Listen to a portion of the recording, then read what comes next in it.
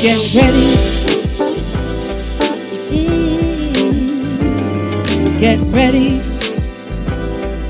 Come on, come on. Get ready for Betty, Tracy, Michelle, Phyllis, and Stephanie. A new show called Good Grief, Good Gossip, Good God, call it G3. Education, celebration, transparency. There's no subject that they won't tackle if it uplifts you and me. Good grief, good gossip, good God, G3.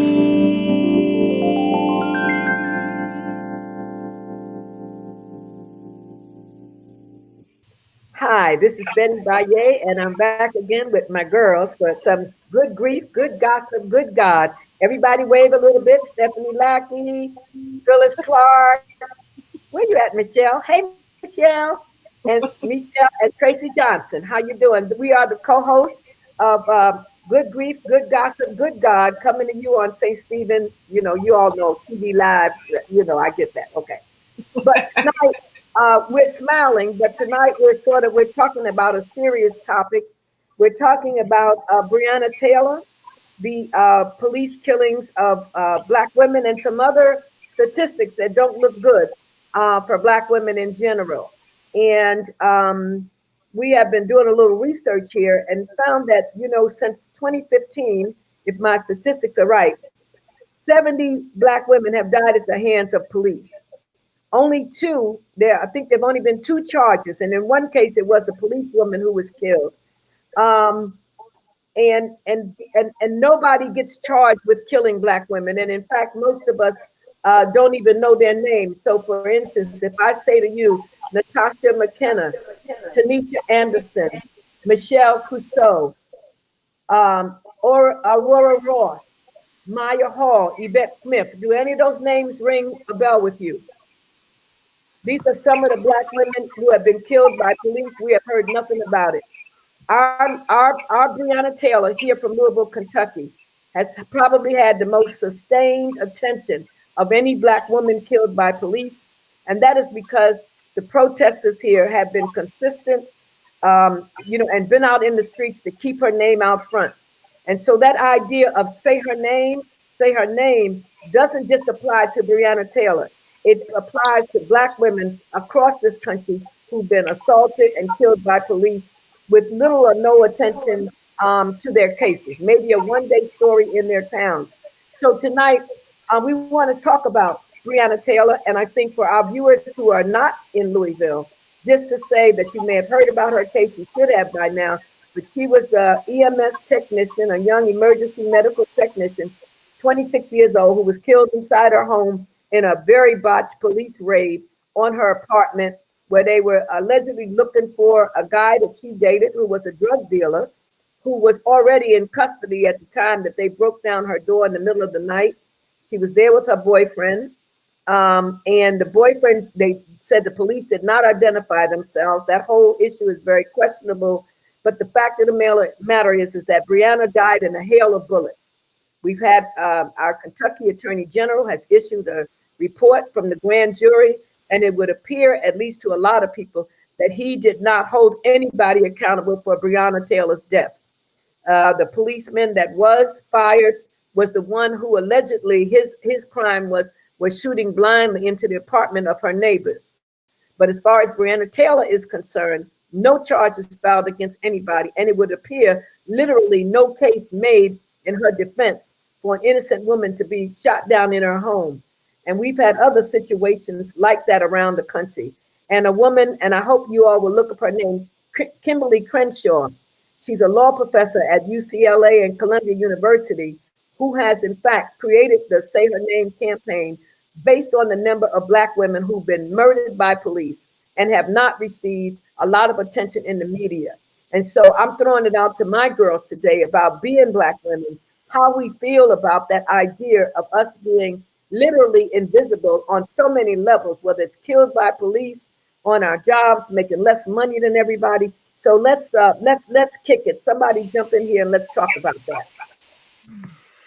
Yeah, the one thing that I'll say that has been upsetting for me is just the the rumors and everything that people say about this young lady in terms of, oh, she was, not right. She was a drug dealer. She was doing all these things, and none of that has been proven. And in fact, to the contrary, she didn't have a record. The postmaster, didn't find packages. I mean, all of the things that were out there in the social sphere, none of that was true. But for some reason, we, not me, but we as a society believe those things. And it's so easy to believe about a young Black girl that it was okay to shoot her because she made a mistake, or maybe the guy she dated prior, he wasn't the best choice. I mean, gosh, if we were held accountable for some of the bad dates that we went on, we would all be in a bad place. So it's just really sad that that is what has happened, that her name has been, run through the mud, I would say, to prove a point, like that maybe it was okay that she got shot because she deserved it in some way. And never mind that no drugs were found in the apartment. Nothing was found of what they were looking for. And it goes back to the warrant. The warrant seemed to have been faulty. There's just a lot more to say. And people here are not satisfied. And people around the country are saying that our Attorney General, Daniel Cameron, happens to be a Black man, did not serve her well or serve the community well. So anybody else want to jump in here with your sense of this case that has put Louisville in the national and international spotlight? Miss Betty, I'll jump in. I guess for me, I know Tracy was talking about how they tried to paint her in a bad light just because she made a poor choice in who she was dating. For me, my agony has been with her mom as a parent. Just the agony of losing a child. I just can't even imagine getting that phone call of somebody going into my son's home, because he's in his first home now, and just shooting up his home based off of as we've heard, a not valid search warrant. So for me, that's my concern, my worry. Just as for my boys, just when they're out in their own homes, or even if they're out being pulled over by the police, just is something going to go wrong? Are they going to come home at night? Just as a parent, and just having to have that conversation with them, make sure you're telling the officers if you are pulled over where you're putting your hands, and watching your surroundings, and make sure you're videotaping if you are pulled over, anything that's done, because that's what saved a lot of us with all of these killings that are happening, not only to our women, but to our men, that the videotapes are surfacing so they have proof of the things that are going wrong. But just as a parent, I'm sick to my stomach a lot of days just when they're out of the house, just praying over them, make sure that they come home the same way that they left the house, because you just don't know what's going to happen in our world today. So as Tracy was talking about, just they're painting that bad picture of her, that bothers me as well. But just as a parent, just the agony that her mom is going through. She can't pick up the phone and call her daughter ever again.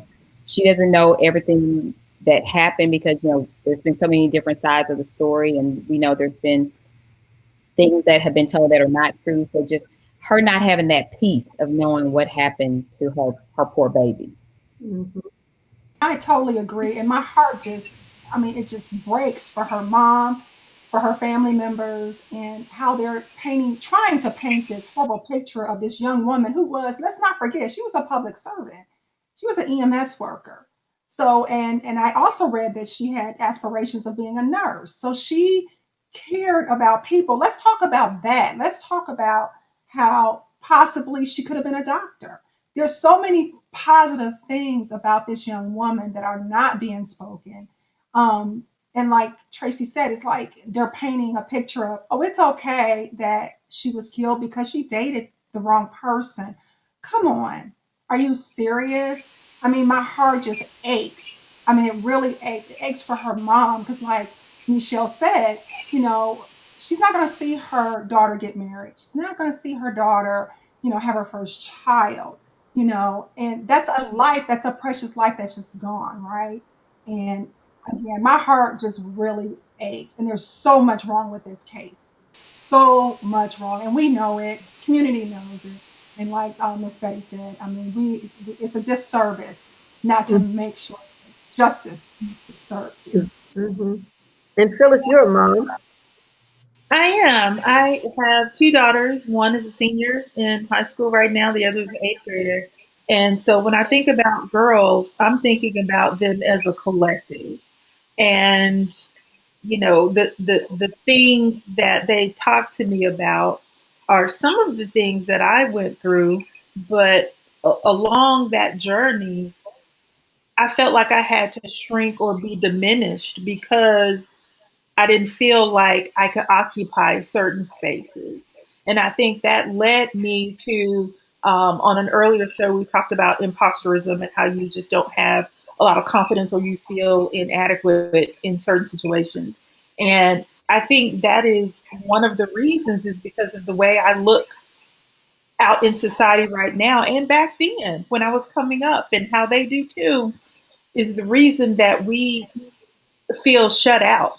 You know, it's like we are an outsider within because things are set up. The norms in society are set up so that we either have to be within white women's views or we have to be over politically with black men. So where are we to sit? Mm-hmm. You know, so we're suppressed and oppressed in so many ways. And this is at the forefront of my mind right now because, you know, I'm studying Black feminist thought as a framework in my program. And, you know, we denied rights all of these years. I mean, just right here, I have a report that shows disturbing disparities, Black girls in the school to prison pipeline. Come Mm-hmm. on. People have tried to, no, they have written these narratives for us and have tried to shut us down. And so when I talk to my daughters, it is about being confident inside of any situation, knowing that they have a voice, whether or not they're talking to themselves about how they're going to behave or operate in certain spaces, or the questions that come to them where they need to go and get help from me or their dad or an authority figure or something Mm-hmm. like that. But you know, I just don't like the way they are treating Breonna Taylor, her name, her family, even after she has been murdered. You Yes. know, and there are so many others. You mentioned all of those ones on the front end, and just think about their lives and their stories and how we're not going to be able to be blessed by whatever it was that they were supposed to do while here. And And it ticked me off. yeah, and I think that that is really the important point. I think, and you were getting to that, is that it's broader, and that Yeah. the reason why we say her name because Breonna Taylor, especially if in this tragedy, has become symbolic, and we are not going back. You know, I was looking at some of the statistics about us, for example, and these are all related. The female incarceration rate for Black women is 8 times higher now than it was in 1980. More than 60% of the women who are incarcerated have children under 18. So when you lock up a woman or get her caught up in the system, there are children.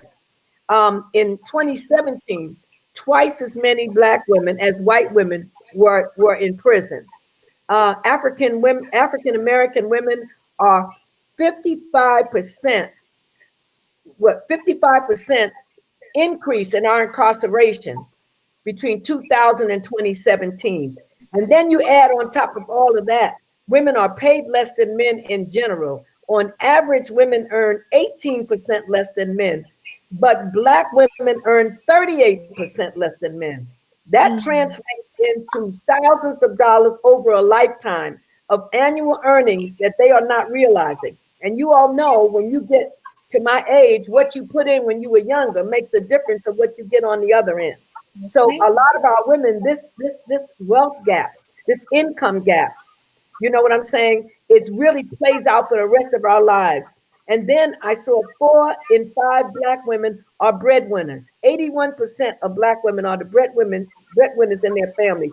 So when you pull them out of the home, when you kill them and you shoot them, you are impacting a whole community. So a lifetime of wealth is being lost, as well as you said, those things that people wish for their daughters to get married, to have children, you know, to see them blossom and graduate from college. And the other thing, which is really interesting, is that women are better educated, but we are less appreciated. And it's interesting that at the higher income levels with the education, the wealth gap, the income gap is even wider than it is at the lower level. So Black corporate executive women tend to earn significantly less than their Black male counterparts. So do you want to jump in on some of that? Because I mean, it's a whole issue with Black women, disrespected, overlooked, and like you said, that imposterism. And we learn how to play the game real good. We wear the mask, we go to work, we do all of these things, and people say, well, she's super. But we're dealing with all this, and plus the microaggression that we face. You know what I'm Yes. saying? So it's just so much against us. Really, there it is. It really is. And we talk about corporate America, and you talked about the wealth gap there. I was doing some research on corporate America and women in leadership positions. So currently, there are a record of 37 women in leading Fortune 500 firms, which is an increase, right? But of those 37 women, just three are women of color, but none are Black or Latina. Mm. That's alarming. That actually gives me chills. Here it is, 2020, and we are not in those positions. But yet we make up, what did you say, Betty? 80% of the breadwinning family, that we're breadwinners in our 81% of family. the breadwinners, yes. It just doesn't make any sense. And I think about just my experience. All of us have our experience in working in corporate America or working on your jobs, right?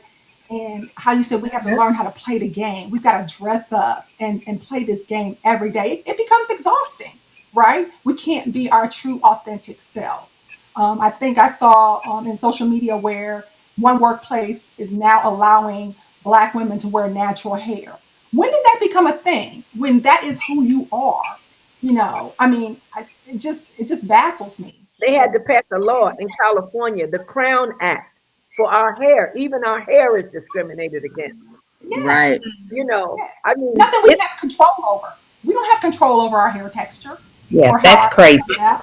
Yeah. So, No, Betty, I'm glad you mentioned the education thing because I was thinking that as you were talking, and I have specific knowledge about that, and how, it reminds me of how we're told that you have to do, twice as much to get, equal or half. And so it goes back to we have to constantly prove ourselves before we're given an opportunity. And that's with, more education, more experience, but men, white women are given stretch opportunities mhm, and things prior to actually proving themselves. And so I think mhm.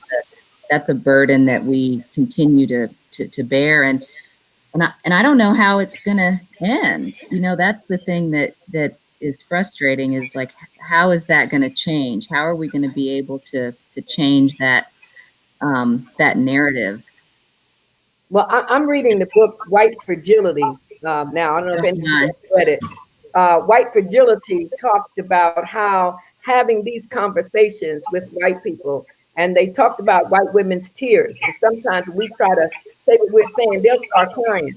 And all of a sudden, the attention is taken away from what we're talking about to their tears. And this is a white woman who wrote the book based on her research as like a diversity consultant. And the hardest thing apparently to get white people to understand that what we're talking about is not a one-on-one individually, you don't care for me. We're talking about structural and systemic racism. And I think that if we don't have those conversations, like you were saying, with our children, Michelle was saying how she thinks about her boys and raising them to look at women. And Phyllis, what you have to say to your girls is that our hope has to be in my generation, there was a talk, the liberation struggle. And women were in leadership in that movement, but mostly the men were out front because the women did the work. And stories have not been told yet. But my hope is that in the younger generation is that if women are having good conversations with their daughters to really help them to understand what happens to them, to teach them how to fight, for their place, for their rightful salary, how to negotiate, how to stop feeling like, If you've done all that you can educationally, somebody's doing you a favor to give you a job, and it's just like it's on us apparently to try to fight our own struggle as always. And I mean, we're not super women, but we have to be because of the positions that we have, and we have to keep pointing out the statistics. You know how Reb likes to talk about the data. We've got to keep developing the data, and we can use this show, to talk about the data and to let you know this is not anti-male, it's not anti-black male, but it's saying that Black women need to be in the spotlight too. Yeah. And speaking of data, I got something else in terms of education that piggybacks off Tracy. And among Black students in higher ed, women are more likely than men to earn degrees.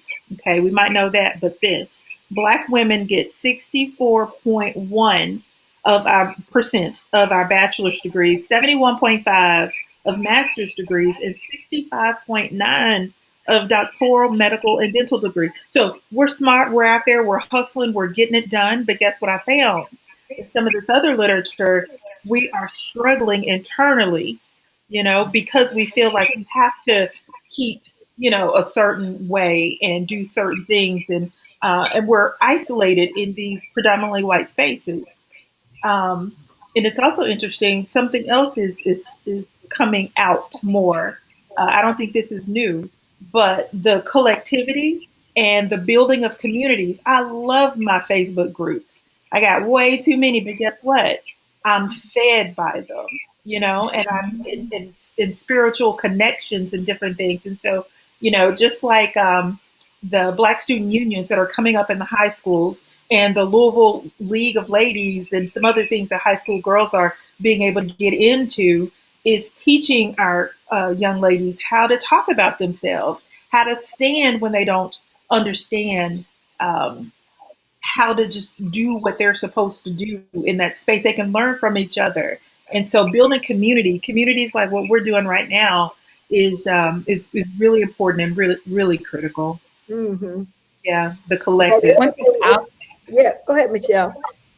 I was just going to say one thing I do love, and I know Phyllis talked about that on a previous show. Remember, we had Ryan Jones on a previous show as well. I love how it seems like this younger generation is just in the fight, and how they are just so vocal and just out there. Because Phyllis, I know you talked about your daughter she's just out there and she wants to be out there and things of that nature. I love how they are just out there, just being very vocal, speaking up. Because I know one thing also to piggyback on Stephanie, when you were talking about how we have to act in corporate America, it's hard if we say something, because then we're painted as the angry Black woman. It's like we have to sit there and be quiet and just go along. But if you speak up for yourself, oh, she's mad, or we're given that stereotype. But I love how our younger generation is saying, okay, they don't care about that. Paint me however you want to paint me. I'm going to speak up for myself and let you know that I'm here, and you're not going to walk all over me. Mm-hmm. And I think the other thing too is for my generation, and that is that we have to stop lying too, because a lot of us are, we really are not. I mean, you don't have to tell the young people everything, but I think you have to tell them, to let them understand that I made some mistakes, and this is what I learned from the mistakes. I'm working on a new book that I hope to give myself for my birthday, and maybe I'll publish it. But I for my 75th birthday next year, that I really want to do something with 75 life lessons that I've learned over 75 years that I can share. And the only way that you can share that is to be honest and to say, yes, I, married a fool, or I did something. Your children can count. They know how old they are, how old you were when they were born, but we just sort of make up these fantasies. And sometimes in trying to protect our children, we disarm them. And so I think a little more honesty from the people in my generation about the things that we did, the mistakes that we made, because they're going to make mistakes. Mm-hmm. But we want them to make mistakes that don't cost them their lives, And then that's great advice, Betty. Great advice. Stop being judgmental. Oh, that young girl over there, she had a baby, this one to this one. Instead of being supportive, we jump on them. And so some of this is, I think, the responsibility of us who are older to really be there and to be godmothers to some of the young women that need us.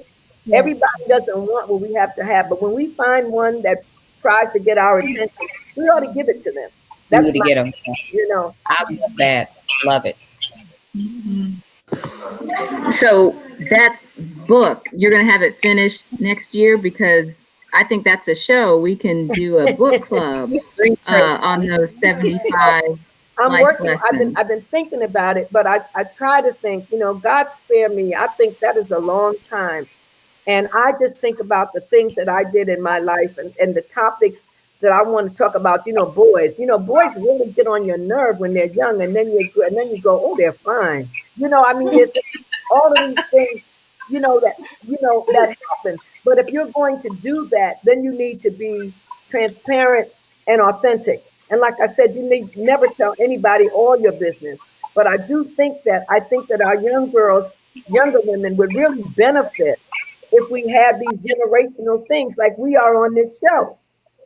We all knew each other before we started doing Good Grief, Good Gossip, Good God. But I think we know each other better because we've done this show. I mean, we have created like a community of us. And so it's not just seeing each other on Sunday and how you doing and girl, you look nice and all of that, but really understanding like where we are and being vulnerable with one another. So, but I think about Breonna Taylor and people like, well, they gave her family $12 million. $12 million. I can't even imagine what that must be to say, well, she got, and first of all, the woman's not going to get $12 million because by the time the lawyers and everybody get out of it, but what is $12 million for your child's life, the child that you labored to have? What is that money going to make up for what you will never see? It doesn't compare. Right. It does. There's no price for life. There is no price There's for not, life. Stephanie. None whatsoever. Yes. There's not. And what can we do? And I think the other thing is, I saw something the other day. All of us are Greek. We're all in sororities. All of y'all are AKAs. I'm the only Delta in the group. But I saw that beautiful picture, Stroll to the Polls, where they had all of the sisters from all of the from the black sororities, Alpha, Kappa, Alpha, Delta, Sigma, Theta, Zeta, Phi, Beta, Sigma, Gamma, Rho, and they were strolling to the polls. And so we do have power collectively as women. And in our organizations, we need to make sure that we are celebrating one another, and that we see Breonna as our sister. And when we see people on social media trying to tear her down, that we respond. She did nothing wrong. She did nothing that she deserved to die. That's And right. one of you said it, if we look back on our lives and look at some of those knuckleheads that we were with, you don't That's want a to see everybody. show, Miss Betty. It's a whole other show. But you know what I mean? But I'm just saying, to judge somebody and to say like somehow she deserved to be killed, because she dated a bad boy. I don't get it. I know it's so sad, and I don't know if you guys have thought about this too, but just the whole, going back to how I picture that raid to be. I've watched some of the documentaries and the number of bullets, and it was in the middle of the night, and sometimes I see those stories when they are taking down the meth houses out in some of the counties. That's always done in broad daylight, and those people, it just seems like there's so many disparities when we're talking about a Black life versus a white life at times, because there's more care taken when we're dealing with white lives at times, and that is what is discouraging, because if it was daytime, maybe things would be different, and maybe she would still be here. Mhm. That's a good point. That's a very good point.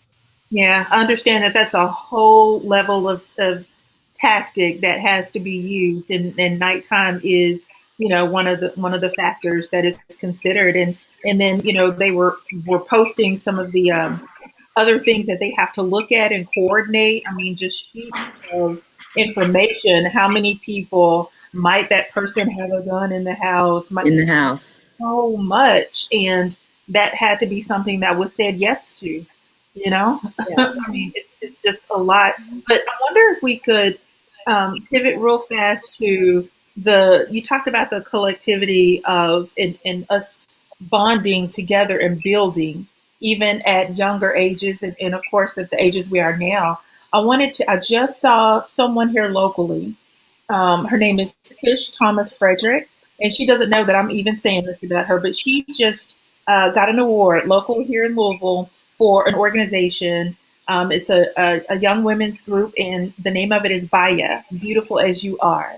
And she brings girls together to have them talk about their lives and to honor their stories. And it's just beautiful. There are so many people out there like her who aren't getting the recognition. And I just wanted to stop and pause for this sister and tell her congratulations through Mhm. our show and to acknowledge what she's doing. Mhm. Congratulations. Yes, Kudos to her. She's awesome. congratulations. She did our women's ministry, she was at our women's conference last year, Tracy. Remember the little girls just loved what she presented so much. Oh, yes. Yes. Yes. She is Amazing work. wonderful and that program is awesome. So congratulations to her. Yes, I'm gonna let her know. I said something on Facebook or a little bit later. And somebody needs to nominate her, and that's what we need to do. We need to be paying attention, nominating That's our sisters when we see them Yeah. in different settings, um, you know, doing different things. Because for me, Black women, we are so amazing. And I always think about, Zora Neale Hurston, who said, the very idea that you would deny yourself the pleasure of knowing me. And I think that so many people who don't get us, they are denying themselves the pleasure of knowing us. And we can do more together. And if this show is a vehicle for those kind of conversations, we hope that people would tap in and let us know, what you think about the topics. Give us, some ideas. But we have to keep saying her name. We have to say Breonna Taylor's name. We have to say Sandra Bland's name. We have Yeah. to say the names of these women who have been killed. And I hope that people who are listening in will go online and look up some of these cases and see what's happening to our sisters around the country. Um, this is not a happy topic, but it's a topic that has to be tackled. And somebody's got to pay attention to Black women's tears. Our tears have to matter. That's just my point, that when we cry and when we weep, our tears have to matter. And it is time for change. And I think that we're just not going to go back to business as usual. And Phyllis, I think that you had something, because we don't want to leave this on just a down note. But who's got some good gossip for us? Some good gossip. Who got it? So I have one thing from somebody we know, and I really admire her, Tracy Ellis Ross, Mhm. because she is, I think, Stephanie, you were talking about, being your authentic self and being proud of who you are, what you look like, your hair, all those things. And the thing that a quote from her that I found recently was it was when I realized I needed to stop trying to be somebody else and be myself, I actually started to own, accept, and love what I had. And so I think that that's something that we could all think about, again, going back to whether it's your hair, your skin color, all those things, your age, your body type, all those things, we should love those things, and in turn, others will do the same. Mm, I I love that, absolutely Tracy. love that. I that love is that. wonderful. One thing that I cherish most in life is the women who just accept themselves for who they are, right? Who accept their hair color, their skin color, who walk in greatness no matter what background they came from. Those overcomers, which I'm looking at overcomers right now, those women who, put their shoulders back and they go into their jobs and they perform to the utmost, to the best of their ability. And even though they're hurting on the inside, they still come out, that shiny quarter who is making a difference in this world. And I just admire uh, what you just said, Tracy, and what you shared with us for our good gossip, because there's nothing better than just being comfortable in your skin. Nothing better than that. And so I aspire to get there 100%. I'm not always there all the time. I'll be fully transparent. That's what our sister Michelle always says. I'll be fully transparent. but on a lot of days I am, and that's when I'm at my best, and that's when I do my best work is when I am comfortable 100% in my skin. So thanks for sharing that. That's one thing, and mine's very brief. We were talking about, I think Stephanie and I both being entrepreneurs, all of us being just strong Black women. You've heard me say it once, and I say it all the time. I want all of us to win. So support your Black sister, whether she's in the same business as you, whether she's in the same sorority or different sorority than you, whatever it is, different family members. Support each other, because if we all support each other and everybody wins, it's a much better place instead of hating on each other. Let's just all come together, love on each other, and help everybody to win. That's what's my motto about you. You've heard me say it several times. I always post on social media. I want everybody to win. And I think we just need to continue to do that collectively as Black sisters, and educate our white sisters as well, so they know how to support us during these tough times and be understanding as well. Mm. Mhm. And I suggest that there are so many books out here, and you all know I love to read, and but check out the book White Fragility, and check out some of the other books that really do deal with some of these topics that are historical, and also this contemporary stuff, because there is material out there, and I love the computers and everything, but we can pick up a book every now and then, and really sort of read and be supportive. And when you see a sister that has worked on herself and looks good, say, sister, you look good. Hi, girl, stop. What looks beautiful? Because you may be the kindest word they hear that day. So, there's so many things that we can just do individually to try to lift ourselves, but also to lift one another. And in this COVID, we all wearing loose clothes, moo and stuff like that. But every day, once a week, get up, put on your makeup and stuff. Make your own self feel good. Hug yourself, you know. And then we can make space for sisters like Breonna. We have to keep saying her name and telling her story. And I don't know how we are on time, because when we get to going, we can go. So I don't know who's the timekeeper tonight. Well, I'm the timekeeper. I got a little off, but yeah, it's time for us to close it out. I mean, we'll probably come back to this topic several times. So, I reserve the right to leave it open. Well, we appreciate everybody coming in to Good Grief, Good Gossip, Good God. So tune in again. Remember, send us your ideas. Let us know what's happening. We are all beautiful, and we don't want you to be denied the pleasure of knowing us. So we see you next time. Bye. Bye. Bye bye.